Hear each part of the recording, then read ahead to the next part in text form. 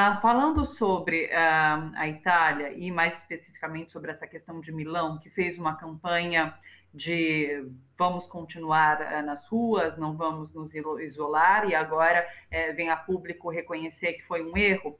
Eu vou conversar agora deixa eu pegar aqui, o Francisco Fonseca, que é professor de Ciência Política da FGV e da PUC São Paulo. Olá, professor Francisco, você está com a gente? Sim. Boa tarde, como vai? Tudo certo, na medida do possível. Professor Francisco, a partir desse caso de Milão, que reconhece o erro de não ter feito um isolamento antes, a gente tem aqui no Brasil essa campanha veiculada pela Secretaria de Comunicação que diz exatamente o mesmo. O Brasil não pode parar, então não façamos isolamento, vamos às ruas. É de muita irresponsabilidade uma campanha como essa, já tendo esse exemplo negativo vindo de outros países, não? Sem dúvida. É uma irresponsabilidade com a saúde pública, né, com a vida de milhões de pessoas.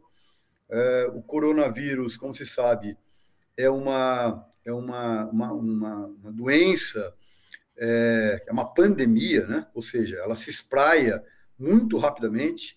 Todos nós somos, ao mesmo tempo, né, receptores e transmissores, e a transmissão, uma mesma pessoa pode transmitir, infectar muitas outras pessoas numa escala, né, geométrica. Então, isso significa que o isolamento total, né, ele é fundamental no sentido de impedir tanto a recepção como a transmissão.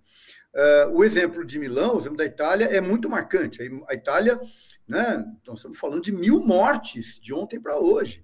Os números são gigantescos. E o Brasil pode enveredar por este mesmo caminho, né? Há vários pesquisadores no Brasil e no exterior mostrando que o número de mortes no Brasil pode chegar a 500.000, até 1 milhão. Há várias projeções que mostram justamente esta enorme possibilidade de transmissão, tendo em vista que uma mesma pessoa, né, é um potencial transmissor para muitas e muitas e muitas pessoas. Então, nesse sentido, o que o Bolsonaro tem feito é um crime, né? É um crime contra a saúde, é um crime contra os direitos humanos, é um crime político, né? É um crime de quem ocupa um cargo de responsabilidade, e a presidência da República é o cargo de maior responsabilidade, né, no Estado Nacional. Portanto, ele é claramente um criminoso, está cometendo muitos crimes, sem contar outros tantos, né, que não é o caso de falarmos aqui. E ainda nesse sentido, o fato de Bolsonaro se negar sistematicamente, né, apresentar o resultado dos exames que fez, né, no Hospital Militar, né, porque dizendo se ele tem ou não coronavírus, tudo indica que ele tem. Né, mais de 20 pessoas que foram à comitiva dele nos Estados Unidos, pessoas no Brasil, o prefeito de Miami, por exemplo, né, no exterior, estão infectados, o segurança pessoal dele está na UTI. E eu vejo agora há pouco nos blogs alternativos, nos blogs de informação alternativa, que ele teria usado, né, precisa confirmar essa notícia, o Bolsonaro, um codinome, um nome falso, né, no exame que fez no Hospital Militar de Brasília. Se isto for verdade, é também mais um crime, né, de falsidade ideológica. Mas, enfim, então, a questão de sair deste isolamento, contrariar tudo que a ciência tem nos mostrado, tudo que a Organização Mundial da Saúde, as pesquisas nacionais e internacionais, tudo que os médicos têm dito, né, é algo efetivamente criminoso. Agora, este crime, mais um crime, né, de Bolsonaro, tem algumas outras explicações. Primeiro, eu diria que ele reflete, né? Bolsonaro, embora seja um político bizarro, para dizer o mínimo, ele reflete os interesses das elites empresariais. Não é à toa que grande parte do empresariado, da Bolsa de Valores, está dizendo não pode parar a economia é mais importante do que a vida. É isso que, rigorosamente, né, essas elites empresariais no Brasil e no exterior estão dizendo. Né? A economia é mais importante do que a vida, sobretudo a vida dos pobres. Né? Então, ele reflete, porque Bolsonaro nada mais é, né, do que a representação, repito, bizarra dos interesses das elites. Né? Não é à toa que Paulo Guedes é este fanático pelo mercado livre. É isso? Mercado livre, né, sempre em termos, porque ele é mercado livre para os pobres, que é a emenda constitucional 95, é a carteira profissional verde e amarela que retira direitos, é tentar cobrar do desempregado o seguro-desemprego, né? Taxar o seguro-desemprego é um crime. Não bastasse ser desempregado, ainda é taxado. Né? E tudo mais, a desmontagem do Bolsa Família, né? A desmontagem do Sistema Único de Assistência Social, a tentativa de privatização do SUS, são, enfim, um sem número de medidas, né? Que nós chamamos de fanatismo de um mercado pró-capital. Não há uma única medida pró-trabalhador neste 1 ano e 3 meses de governo Bolsonaro. Então, esta loucura, que muitos falam, isso é uma loucura, mas é uma loucura que, do ponto de vista da saúde pública, da racionalidade, mas ela expressa rigorosamente os interesses das elites. Queria lembrar que o empresário, né, Roberto Justus, agora há pouco, né, e tantos outros, têm falado, mas se morrerem aí 5, 7 mil pessoas, tanto faz, não tem problema. Né? Então, é uma elite, além de tudo, é uma elite absolutamente que não tem nenhuma preocupação, né, com os direitos humanos e muito menos com os mais pobres. Há quem diga que Paulo Guedes, nesse momento, já foi enterrado, porque as políticas liberais defendidas por ele não têm a menor chance de passar, de serem analisadas nesse momento de crise. Agora, você falou sobre esses aspectos dos crimes de responsabilidade de Jair Bolsonaro. Você vê possibilidade, não nesse momento talvez, mas mais para frente, de um impeachment por conta dessas ações cometidas durante essa crise, dessa epidemia de coronavírus, professor? Thalita, é uma excelente questão. O Bolsonaro é cada vez mais um político isolado, né? Ele se isolou praticamente todos os governadores, ele não tem partido, ele não tem articulação nenhuma no Congresso. O Congresso aprova as medidas dele, boa parte, porque é um Congresso elitista, é um Congresso conservador, em larga medida, não a totalidade, né? Mas em larga medida. Mas ele não tem articulação política no Congresso, ele não tem partido, um fiasco o partido que ele tentou criar. Né? Mais ainda, cada vez mais ele está afastado da grande mídia, com exceção da Record, né, e do SBT, a Record, que é a Igreja Universal do Reino de Deus, né, e o SBT, que é quase uma relação pessoal com o Silvio Santos. Né? O restante ele está isolado da grande mídia, que é uma mídia elitista, como nós sabemos. Portanto, está isolado de uma parte significativa das elites. Queria lembrar que o agronegócio, e aí eu falo de Ronaldo Caiado, está também se afastando. Né? Então, setores das elites estão se afastando. Mais ainda, a crítica absurda que o Eduardo Bolsonaro, né, outro tresloucado, faz em relação à China, nos afasta do maior comprador brasileiro.